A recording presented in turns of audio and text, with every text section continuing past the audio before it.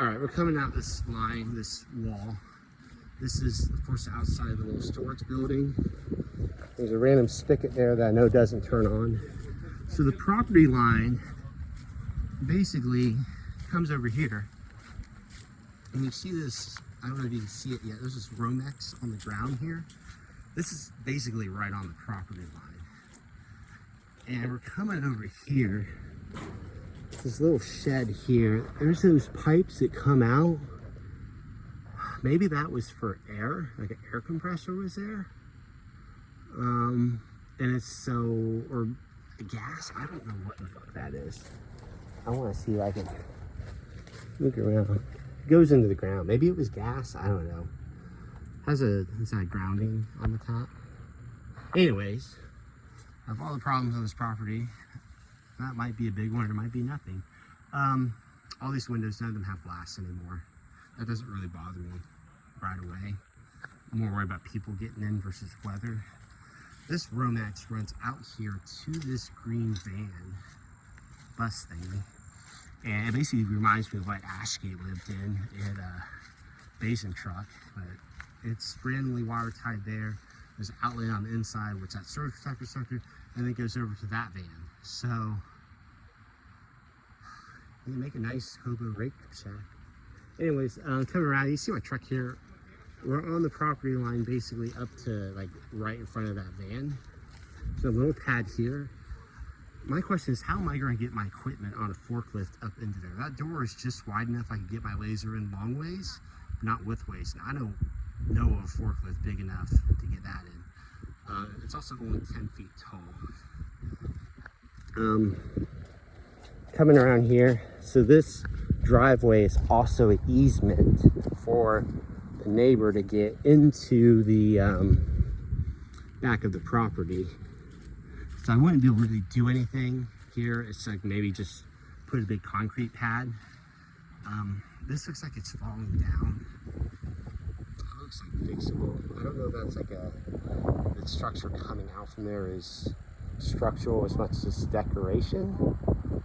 The loading dock's actually pretty nice. It's 40 inches tall, and it brings me to the thing, am I going to be able to like bring a forklift in here and load all of my equipment right off this dock into here? That's going to be a headache. The best option would be is if I could back my trailer, somehow back it into there and unload it from the inside. That being said, that door is only 10 feet, so that's probably not going to work. I probably have to pour a lot of concrete just so I could get a forklift around and move stuff in, or get real creative with steel plate.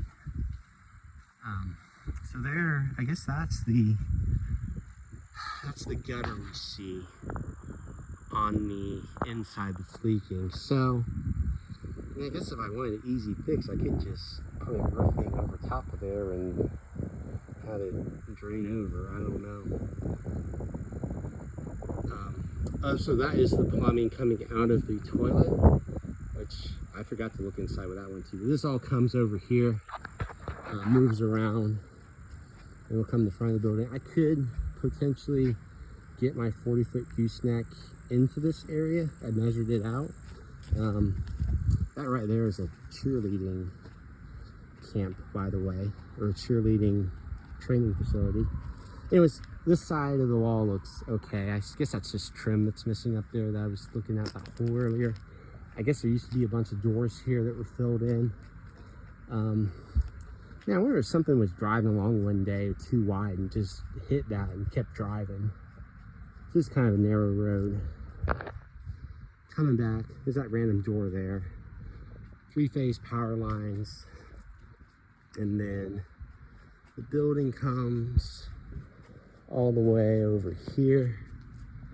A solid concrete wall up to metal wall. And oh, I guess that's the gutter, where the gutter comes out, or it's supposed to come out. So that would work if it was sealed. I wonder how hard that would be to replace. I'm not going to go back in and see it, I'll be honest. I'm thinking, like, unless this guy gives it to me for like free, I may not want it. And even then, I'm starting to think this is the best boat is a free boat. I don't know. I mean, it could make it work. So, all right. Well, I'm going to stop this video and I will let y'all enjoy the curiosity of exploring this building.